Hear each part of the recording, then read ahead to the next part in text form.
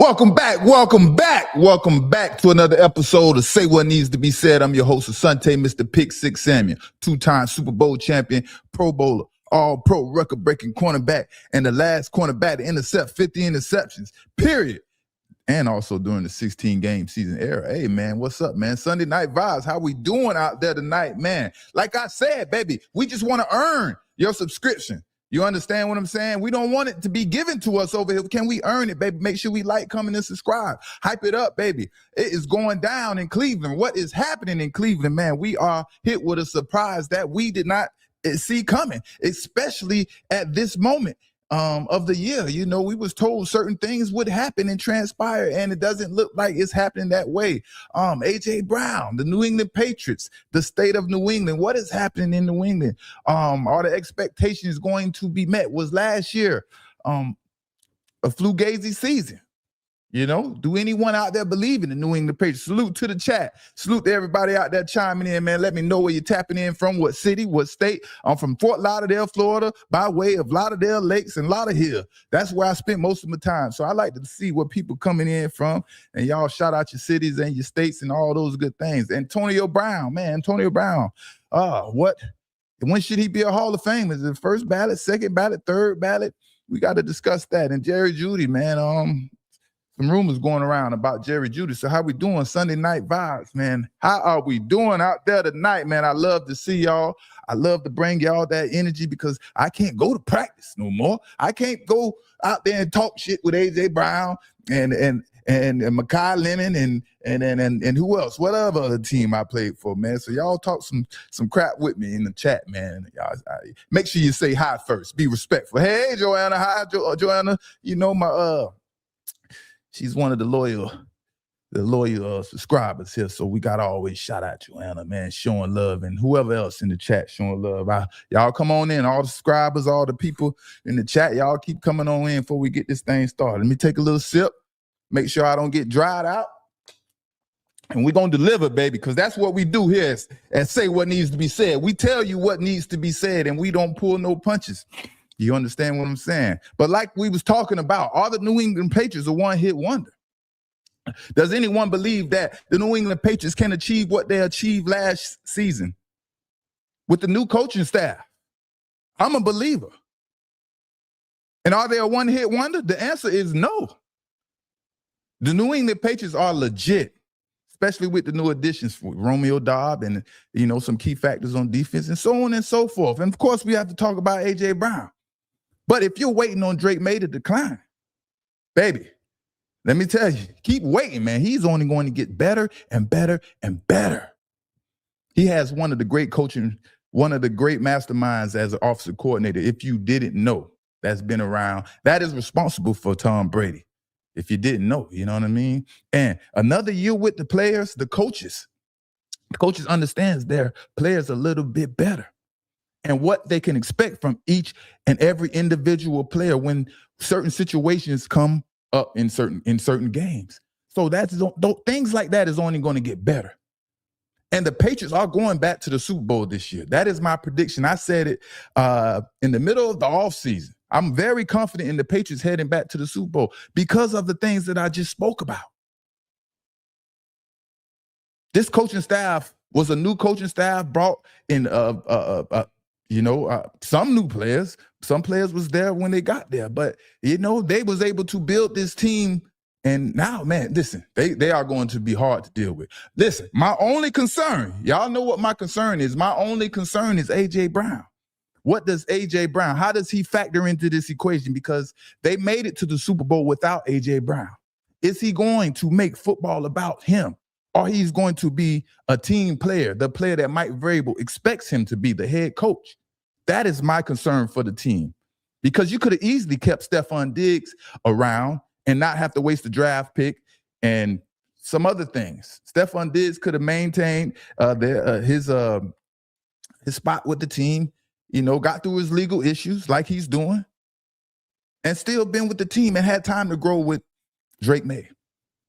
So AJ, it's a lot on the line with AJ Brown because the head coach, Mike Vrabel, stuck his neck out there for whatever reason. He decided to do it, and he wanted to bring AJ Brown to this team, you know. But if the team, has to move on without A.J. Brown. They will be prepared to do so, regardless, with the addition of Romeo Doubs. Now, he's the X factor. No one talks about Romeo Doubs that much coming from from Green Bay. Yes, watch out for Romeo Doubs this season. Honestly, I see Drake May working harder to complete passes to A.J. Brown because of the lack of separation with his route running. I exposed this last season. Before, when the whole trade talks began, I exposed that I don't see A.J. Brown worth the first round pick because of his decline in his physical capabilities. You know? I saw a route ran with A.J. Brown during training camp, right? I saw a route ran with him and Christian Gonzalez going at it. You know, they've been one-on-one practicing, good on good in practice. That's how it goes in training camp, right? And Drake May barely had anywhere to put the football, but the perfect spot to complete the pass. And that is what we have to expect from Drake May when he's looking for A.J. Brown. Because it is what it is. You understand what I'm saying? Unless they use A.J. Brown more in the slots, more in the inside, you know? But A.J. Brown isn't creating the separation and running past wide receivers or running past cornerbacks like he once was or like he once did. The speed, the agility, the flexibility isn't there anymore. And that's how you take care of your body on the offseason, during the season, stretching, keeping your flexibility, you know, you can't be so caught up in the weight room when you play an athletic position, one of the premier positions, receiver, cornerback, and things like that. You got to keep your speed and your flexibility along with your weight and things like that intact, right? But for A.J. Brown, Drake May and A.J. Brown will develop a certain relationship, right? I expect to see a lot of back shoulder fades and press coverage when Drake May is looking for A.J. Brown and man-to-man. So you're going to see a lot of, out routes and a lot of back shoulder fades because A.J. Brown isn't blowing the top off any coverages anymore. He doesn't have that speed to get past cornerbacks like he once did. So to adjust, use his big body. The back shoulder fade is the hardest route for us cornerbacks to defend. Once Drake May and A.J. Brown develop that chemistry right there, Josh McDaniels will definitely make sure that they develop that chemistry and Drake May understands where to put the ball and when to put the ball to A.J. Brown on back shoulder fades. Man, it's going to be like clockwork. That is one of the hardest things to stop. It'd be like clockwork. But as we know, Christian Gonzalez and A.J. Brown have been going at it all training camp.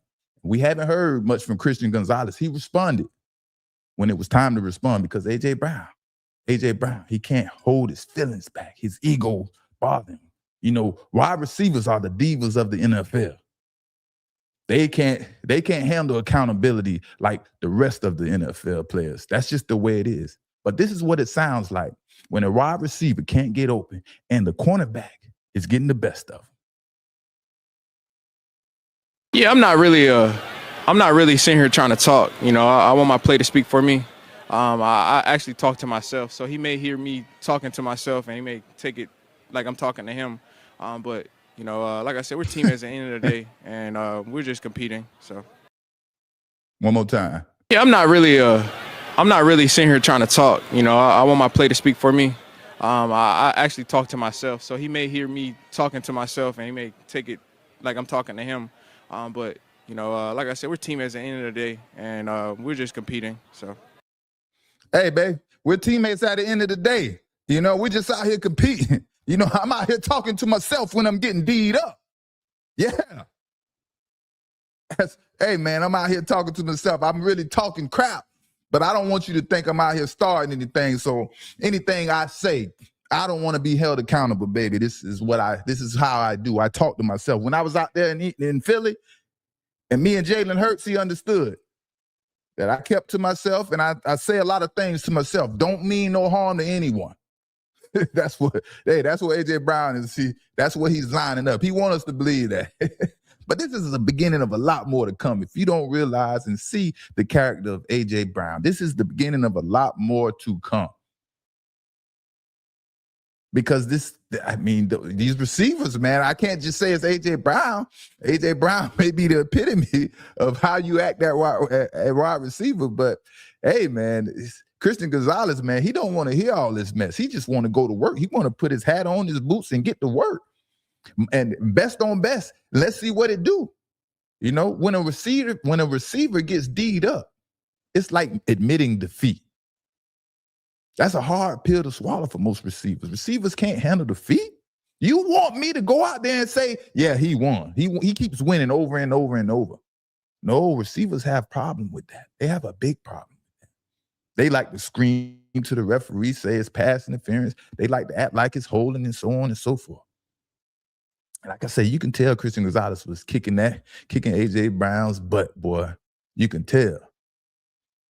Now, on the other hand, the way they're treating A.J. Brown, when you're a top pick or when a team, how you put it, when a team values a certain player, right, like an A.J. Brown, and you make a trade for him, you give him a contract, you give up a first-round draft pick, it's a certain way coaches and the organization treat that player. It's kind of like that player is being babysitted for a certain period or a certain time because they want this to work out. They need this to work out. All right? Now, I want you to peep the babysitting Josh McDaniels has to do for A.J. Brown. Because A.J. Brown has lost a step or two, Josh McDaniels has to make it seem like Christian Gonzalez isn't letting any receivers, anybody get behind him because A.J. Brown lost the ability to run past cornerbacks. This is what they said in training camp. A.J. Brown, I'm sorry, brother. Christian Gonzalez is one of one. He isn't letting anyone past him. And that's the excuses you got to make for A.J. Brown these days. Yeah. A.J. Brown isn't running past too many people anymore. Unless it's busted coverage. That's just the truth, man. That's just the truth. But I'm not worried about Drake May, man, because he is in good hands with offensive coordinator Josh McDaniels. That offensive coordinator makes a huge difference in the development of a quarterback. How successful that quarterback can be depends on the offense of coordinator, the offensive scheme. That is most important first and foremost. Then the players, the protection and so on, comes into play. But if you don't have an offensive coordinator that understands what needs to be done and how to use and develop a quarterback, oh man, it's like we've been seeing in the NFL. Don't be shocked though. I'm telling y'all, I'm really good with my eyes and what I see out there. I don't want y'all to be shocked. This is another prediction. I don't want y'all to be shocked if Drake May is the MVP of the NFL this season. It's a strong possibility. Drake May threw for over 4,300 yards last season. It's a strong possibility. He may throw for over 5,000 yards this season with 40 plus touchdowns. That's not far-fetched. That's not far-fetched for Drake May and Josh McDaniels. Understand what I'm saying? Josh McDaniels is the X factor as well. They only spent one season together, man. Drake May only got one season to experience what Tom Brady got to experience for years and upon years. The person who helped make Tom Brady great. Drake May only had one season with this man and took this team to the Super Bowl. Don't look at that's just some coincidence. I'm letting y'all recognize, I'm letting y'all see and understand what greatness really is. Yeah. Josh McDaniels is like that, man. If you know, you know. If you know who Josh McDaniels is, if you've been following the Patriots and Josh McDaniels, man, you understand. I just hope this A.J. Brown trade doesn't backfire in Mike Vrabel's face, and he totally regrets this decision to bring A.J. Brown in and let Stephon Diggs go. I just hope this doesn't backfire.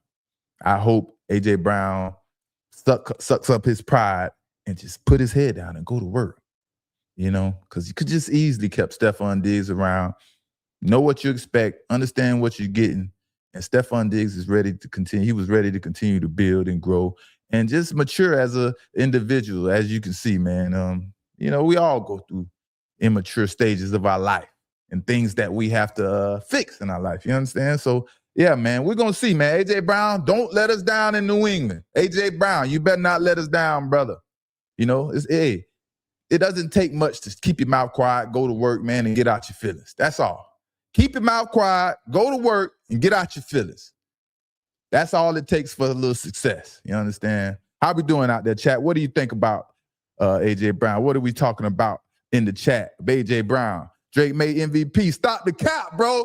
That's Pat's favoritism. Man, I don't understand. What don't we see in Drake May? And what don't you understand? You feel like last season was a one-hit wonder. I know you do, man. Who we got here? I'm just going to call you 2212. You feel like last season was a one-hit wonder. That's not cap, bro.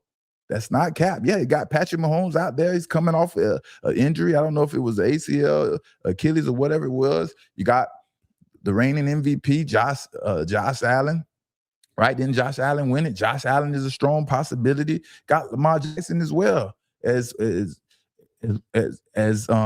you got receivers. You got receivers. You got the receiver out of Seattle, JSN. I think this is his name. I get all confused and stuff like that. But yeah, don't think Drake May is not right up there with everyone else. Man, he has to be the leading candidate in my eyes. I don't know. I don't see who is going to get better or who has the upside that Drake May has at this point in their career. We know what we're going to get from Josh Allen. We know what we're going to get from Dak Prescott. Yeah, Dak Prescott is Dak Prescott. He has a bunch of stats that are meaningless. Those stats that are meaningless, those are stats that Dak Prescott and the Cowboys, that's basically how those stats go over there. They can have all the numbers they want, but they're not winning anything. They're barely making it to the playoffs. So those stats are meaningless. Drake May throws for over 4,000 yards, leads his team to the Super Bowl with over 30 touchdowns. You understand? 72% completion percentage. That is just outstanding with a limited amount of weapons. Stephon Diggs was his best receiver last season. Come on. 10th, 11 years wide receiver coming off an ACL injury. That was his best wide receiver, best weapon last season. And y'all mean to tell me y'all don't think you're going to see progress from Drake May? Man, get the crap out of here. Get the crap out of here. Let's go, New England, baby. New England to the Super Bowl. My predictions, New England versus Seattle Seahawks. All over again. It's a repeat. This time, baby, New England steps up and they deliver, man, and they get this victory. But, hey, we're going to take it one step at a time, one game at a time, and that's how we're going to roll, man. I can't wait, man. Football week. I thought football games was coming on this weekend, man. We got to wait another week. You're going to make me run through the camera. Yeah, man, I'm just vibing with y'all, man. Sunday night vibe, man. Y'all come in, join, have some fun. We just want to earn your keep, man. We want to earn your keep around here. Up next, we have to talk about Todd Monken, Shedeur Sanders, Deshaun Watson, and the coaching staff. What is happening in Cleveland? Do we feel the things that has transpired is the right move that Cleveland should be going? I don't know. All I know, ladies and gentlemen, all I know, the things that we've seen happen over this weekend in Cleveland. Ladies and gentlemen, this is not good for Shedeur Sanders. There's no other way to say it. This is not good. Anytime a young player who hasn't proved himself, reps are cut, that isn't good, ladies and gentlemen.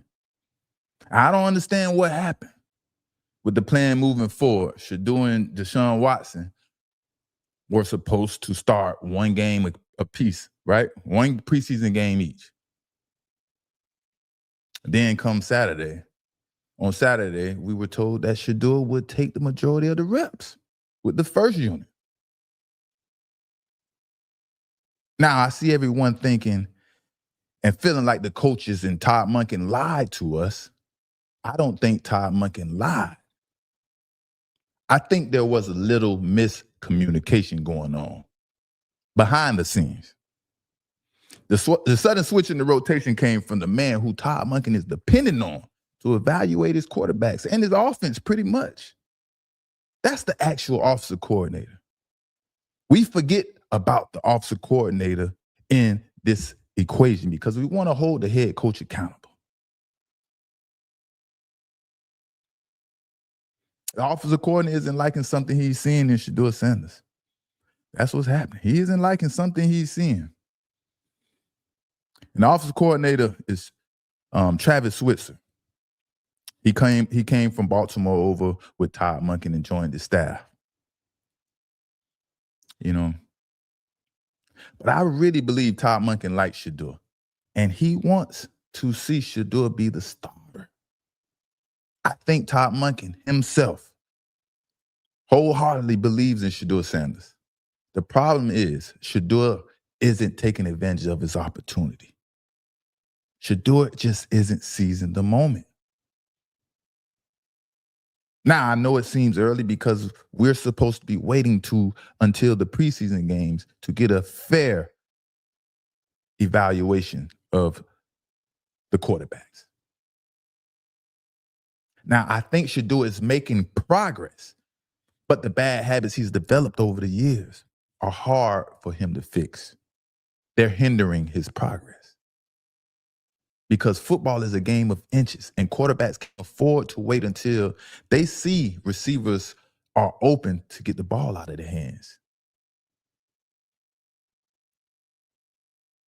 Quarterbacks have not even a 4-second clock. That's a bit long. Like 3.2-second clock in their head that they're supposed to get the ball out of their hands, along with quick operations, quick releases, and so on and so forth. All of those things matter in the game of football because, like I said, it's a game of inches. You might see a defensive end coming around the corner, just beat the tackle, and barely just about to get to the ball. And by inches, he misses it, you know? You might see a defensive back break on an out route, and his hands barely miss the football, or he barely misses the interception. That's why it's a game of inches. But like I said, Shedeur isn't fixing the problems. He isn't fixing the problems fast enough. And at the end of the day, the problems that Shedeur has, the bad habits, it's starting to frustrate these coaches. Let's check it out. Too late.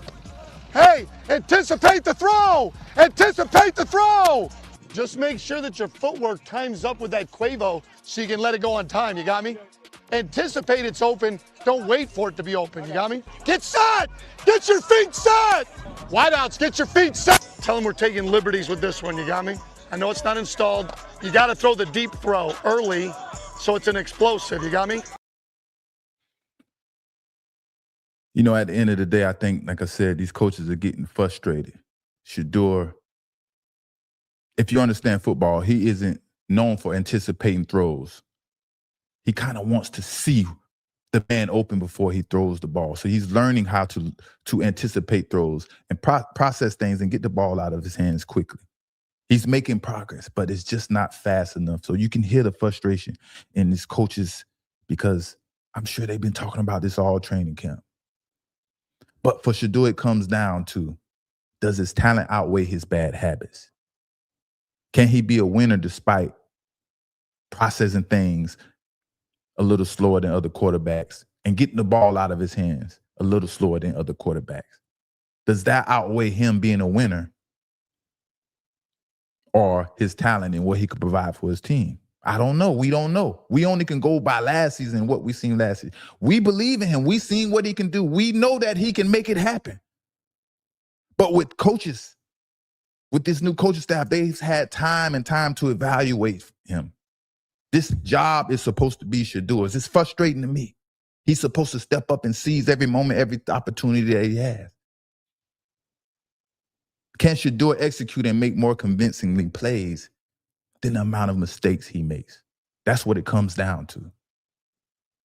Whoever Todd Monken decides to start, I can live with it. I think this is a fair competition. I don't see any malicious intent from Todd Monken or his coaching staff. I actually think Todd Monken is the one of a few coaches who would give Shedeur a fair chance and a long look, being that he's a 5th rounder. You know, we don't see the amount of pre-snap mishaps and miscommunication with the offense that's happening with the quarterbacks. We don't see none of those things because that's not the glamour of the NFL. One thing a decent coach won't tolerate are penalties. That can be a delay of game penalty. That can be offsides. That can be the offense not understanding the snap count or illegal motion penalties. It could be any penalty on offense. An offensive coach, a coach period is not going to tolerate that because the offense needs to continue. Each play needs to progress. You need to be moving forward. Any penalties or any setbacks really hinders the offense. And if you're seeing these things happen in practice, you can't expect this not to happen in the game. Now, I wouldn't say the quarterback battle between Deshaun Watson and Shedeur is over just yet. But the decision to take reps away from Shedeur so Deshaun can get more quality reps is a clear indicator of what to expect moving forward. I can't say all along they wanted Deshaun Watson to be the quarterback and this was the plan. I don't agree with that. I really believe Todd Monken wanted Shedeur to be the starting quarterback, but the development just isn't fast enough. Shedeur is a 5th round pick. You can say whatever you want about Dillon Gabriel. Dillon Gabriel is the 3rd round pick. Regardless of how we feel, the politics says Dillon Gabriel should be before Shedeur Sanders. Before anything happens, before the competition, before training camp, before mini camp, so on and so forth. But I guess, everyone is hoping that Shedeur pans out, including the coaches. He has the talent. But the small things, the little mistakes, I think is hindering Shedeur. But like I said, him being a 5th round pick and Dillon Gabriel being a 3rd round pick, that just says a lot. That shows, man, what Shedeur, he has a lot in him. They understand that he's a winner. A 5th round pick battling a $200 million quarterback, and he's in front of the 3rd round pick when they was both in the same draft together. Why didn't they pick Shedeur in the 3rd round? Of course, we understand the draft and the things that transpired. And ultimately, the NFL draft is the thing that screws Shedeur the most because this quarterback spot is supposed to be his with the opportunity to grow and progress, not worried about losing his position. You understand? Playing with confidence, knowing that that's his team. But it didn't work out that way and it didn't pan out that way. Now he's here in quarterback battles that we never expected. We never expected something like this. But here we are. Here we are. But like I said, I wouldn't say the battle is completely over. It's just a big telltale sign of what to look forward to and what the coaches are thinking in Cleveland. Now again, if Cleveland decides to start, if Cleveland decides to start Deshaun Watson, what are the expectations? Can they win right now with Deshaun Watson?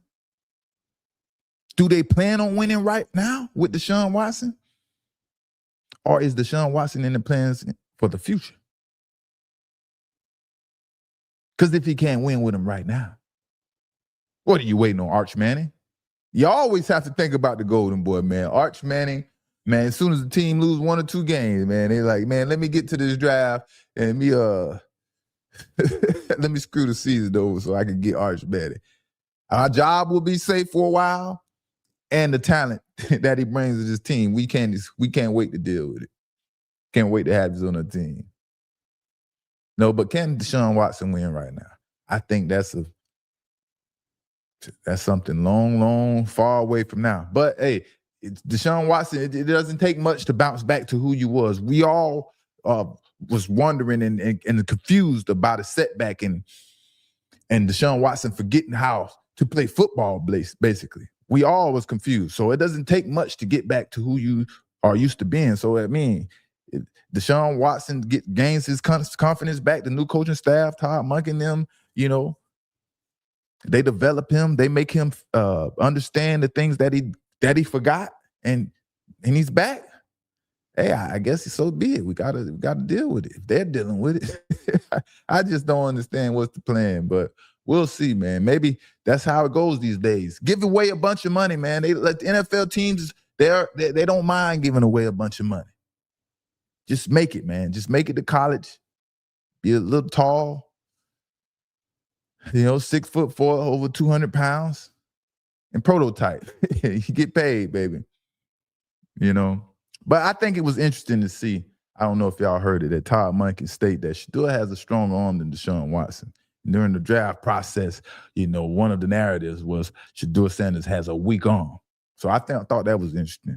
Now when I see Todd Monken talking, and he's talking about Shedeur Sanders getting better, and it's hard for a playmaker like Shedeur Sanders to check the ball down and, get rid of the ball fast and find those little out routes and those check down routes because he's such a playmaker.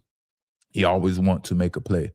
So now that I understand what's going on, those are the development type conversations when that we're having, when that Todd Monken is having when he's talking about Shedeur. He hasn't really talking about Shedeur as the starting quarterback. He's just talking about Shedeur overall, uplifting him, giving us something to look forward to because we all want to hear about Shedeur Sanders, right? So that's what it is. Now with Jerry Jeudy, Jerry Jeudy rumors, trade rumors are surfacing, What do the Cleveland Browns should do? What should the Cleveland Browns do with Jerry Jeudy? Is it time for Cleveland to move on from Jerry Jeudy? Has he overstayed his welcome? A very talented player coming out of college with very high expectations. But he's come into the league and he has been problematic. Since he's come into the league, he's been nothing but problems. Had a very good season a couple of years ago, And drops, man. The ultimate thing you can't do as a wide receiver, he has problems with. He has drops. An exceptional route runner. Jerry Jeudy, I don't know what to say, man. I think it's time for Jerry Jeudy to go. I don't think he fits the Cleveland Browns standards. I think the 49ers would be a good candidate for Jerry Jeudy. He's still young and he's still physically in his prime, and being that 49ers are older, much, much older in the wide receiver category, not just in age, in physical speed and physical attributes as well, right? You got Mike Evans, then you got Deebo Samuels. Those guys aren't really, they're far from their prime, right? And you're not worried about speed with those two guys. So if Jerry Jeudy, man, if the San Francisco 49ers was pretty smart, man, even though Jerry Jeudy's value has dropped tremendously, you can end up giving up a 4th, 5th round pick and add a horse to the stable, man, basically, and help Brock Purdy, because Brock Purdy, man, it's going to be rough out there for Brock Purdy this season, being that he has to deal with these older receivers. But Mike Evans is a vet, and he knows how to get it done. But I don't know, man. Jerry Jeudy, we had so much more expectations for Jerry Jeudy, and he just isn't delivering. Then don't forget about the receivers that has come to the team in Cleveland, right? Got the additions of the young receivers. Jerry Jeudy, man, he might need to step aside. You have KC Concepcion, right? You got KC Concepcion. He was a first round. Then you got Denzel Boston. He was selected in the second round. Those guys was lighting it up in training camp. That's all you heard was Denzel Boston and KC Concepcion, along with Isaiah Bond. Isaiah Bond, if you forget about Isaiah Bond, man, he was a top talent when he was coming out of college, the University of Texas, and he got caught up in some trouble. And that messed him up in the draft. Then once his name got cleared and things like that, and he was signed.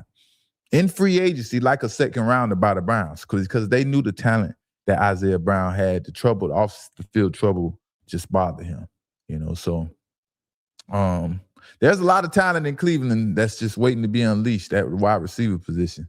So I don't know. We're going to see if Jerry Jeudy fits in this equation, regardless if Deshaun Watson or Shedeur Sanders is the quarterback. We'll have to just wait and see, man. So I don't know, man. I don't know what's going on up there in Cleveland, but I don't think it's looking good for Shedeur. The issue, I don't want to talk about it. I don't want to give it too much light right now. I want to wait till tomorrow to see what Todd Monken has to say, to see if Todd Monken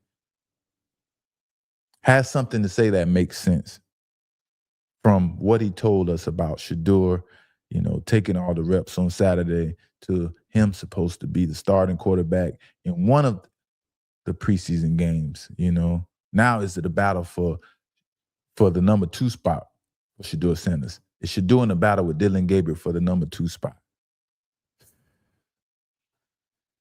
Back to square one, man. That would be some mess right there. That would be some hard to deal with. Antonio Brown, man. Antonio Brown next, baby. Y'all wake up, baby. Hey, Sunday Night Vibes, man. Hey, can we earn your subscription, baby? Can we earn your follow? Make sure you like, comment, and subscribe. Make sure you tell a friend to tell a friend. Hey, man, we're going to talk about Speakeasy next, probably tomorrow, man. We need to talk about them, man, because I think Acho done messed up. I think Acho messed up over there. Think he messed up all the eagleness and don't make me start. Don't make me start. Don't make me get off track here. The good brother Antonio Brown, AB, man.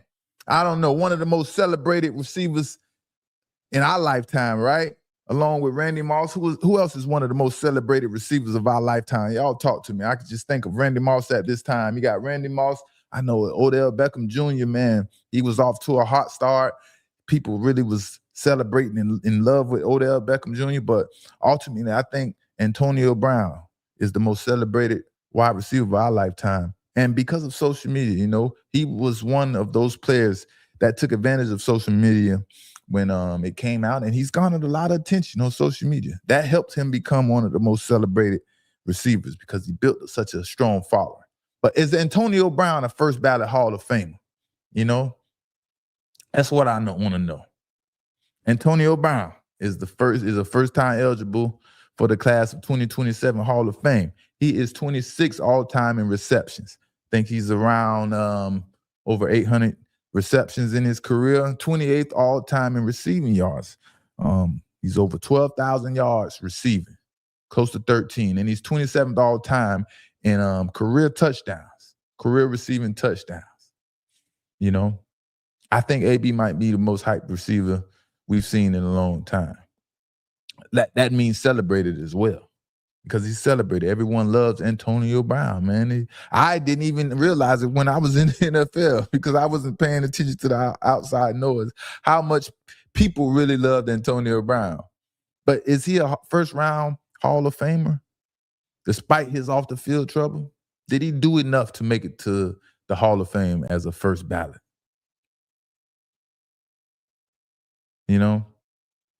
And if you don't understand or know, man, there's only a select few of receivers who made it to the Hall of Fame on the first go-round.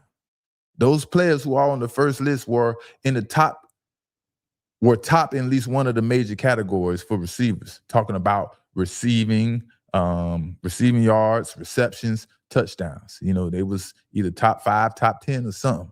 And AB didn't crack the top 10 in receptions, touchdowns, or receiving yards, but he had a hell of a 6-year stretch like other receivers had. But I think his 6-year stretch was kind of topped everyone's.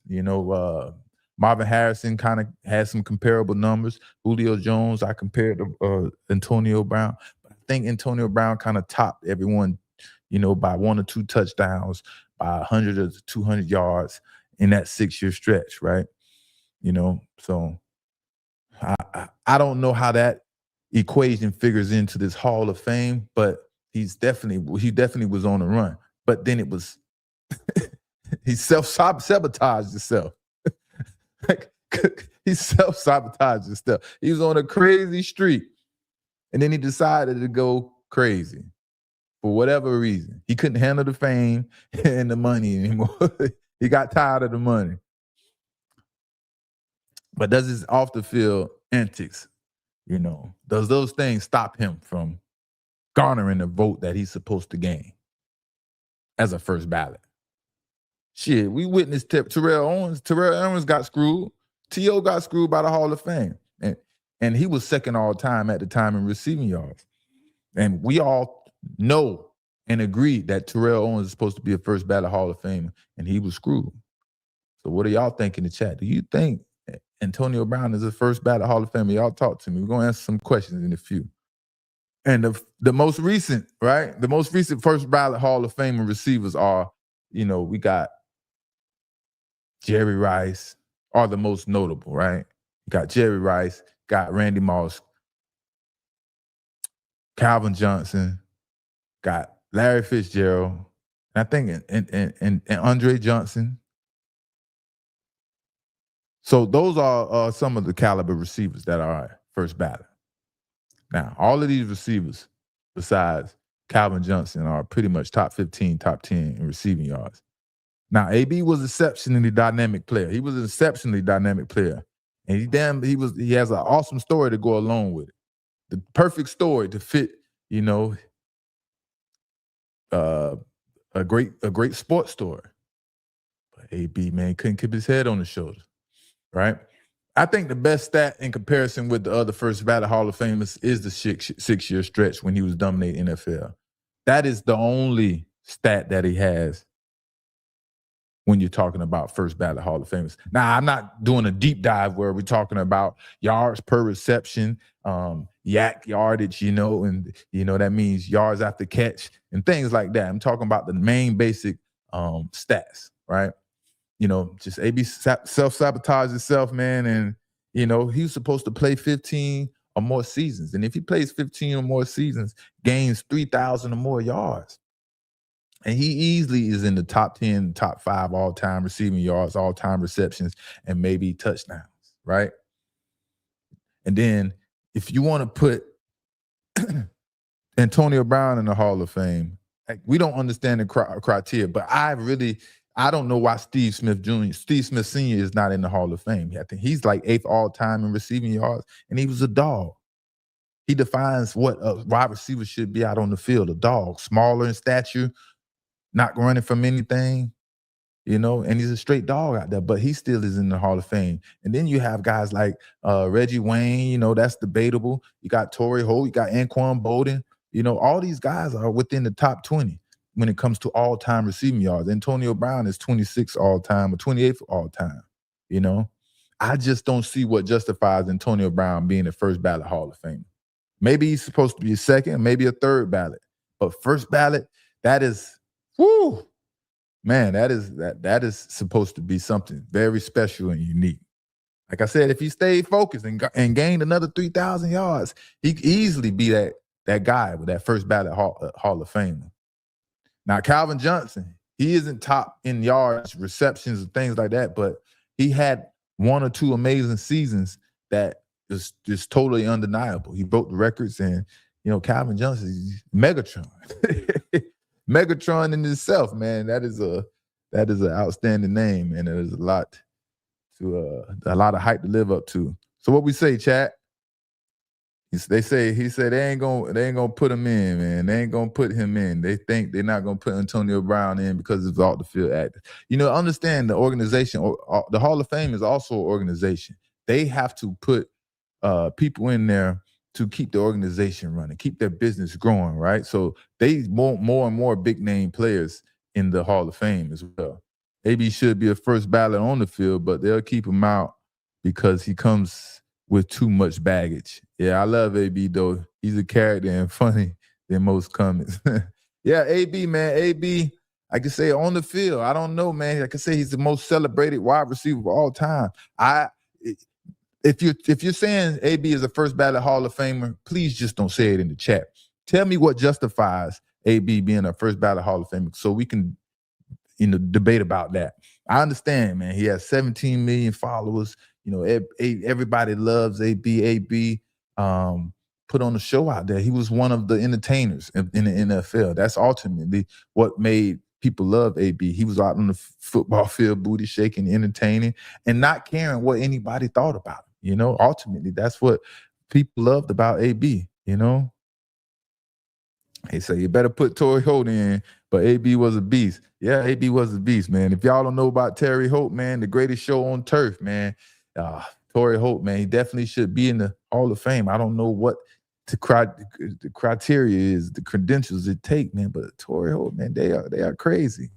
They better put Torrey Holt in. AB was a beast. What was the other one? Okay, we talking about Andre. Here we go. Let me get rid of this one.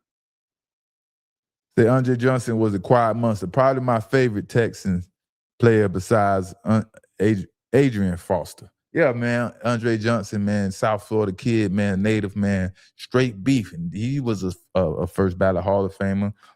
He was the face of the organization, Houston Texans. And, if you was a Texas, using the Texans media, how can you not vote for Andre in the Hall of Fame? He's top 15 all-time receiving yards as well, man. So, like we say, to make it in the Hall of Fame as a receiver, it takes more than just what we talking about. Speakeasy. Y'all know I like to have some fun. Let's talk about the Speakeasy. I only watch Speakeasy for Shady. Acho is pretentious and the Eagles hater and annoys me to no end. Yeah, man, actually, absolutely, man. At the same time, that's how it is for me, man. Like Cam Newton said, man, this is a competition. And to see someone just pop up out of nowhere with millions of followers and they beat their chest and act like they've done this and they put together such a great show and things like that. It's like, that's why I say I want to earn your follow. I've seen someone, promoting and and selling it, Archo them out, and he's like, man, I'm unfollowing, I'm unsubscribing because he didn't earn my subscription. I just popped up one day and he was there and he didn't earn my subscription. He was like, Shannon Sharp, and what's my guy, Skip Bayless. He said, earn my subscription, and he was like, man, I'm unsubscribing. I think that's where Archo messed up, man. We're gonna talk about that tomorrow as well. Julio, y'all know I'm a Julio fan. I love Julio, man. Like I said, if you want to say Antonio Brown is the first ballot Hall of Fame, you have to give it to Julio Jones as well. Julio Jones isn't celebrated as much as other wide receivers like the Antonio Browns and the Randy Moss. But hey, man, like I said, let's give Joanna B a shout out. Jerry Midas pack his bags too. Said Jerry Midas pack his bags too. What we got? Jerry who? Not Jerry Jones. Jerry. Oh, he's talking about Jerry Jeudy. Yeah, Jerry Jeudy. It's time for Jerry Jeudy to go, man. Regardless of who's the quarterback, I don't know. He just need a fresh start. Seems like some of these young men need a mentor. Jerry Jeudy need a mentor. A lot of players need mentors, man, and help them stay focused, man, and understand the prize. It's not a sprint; it's a marathon, right? You mess your career up, you're at home, and then you have 5 years of physical capabilities left, and you're sitting home, you're not able to make no money, and you're going through depression because you're watching everybody play, and you feel like you didn't put it all on the line out there. That's what you can go through, man. So, yeah, we ain't gonna hold y'all too long, man. I appreciate y'all rocking with me tonight, man. It's Sunday Night Vibes. Like I say, make sure y'all like, comment, and subscribe, right? And we're gonna see y'all tomorrow, man. This your boy, Mr. Pick Six, and I am out.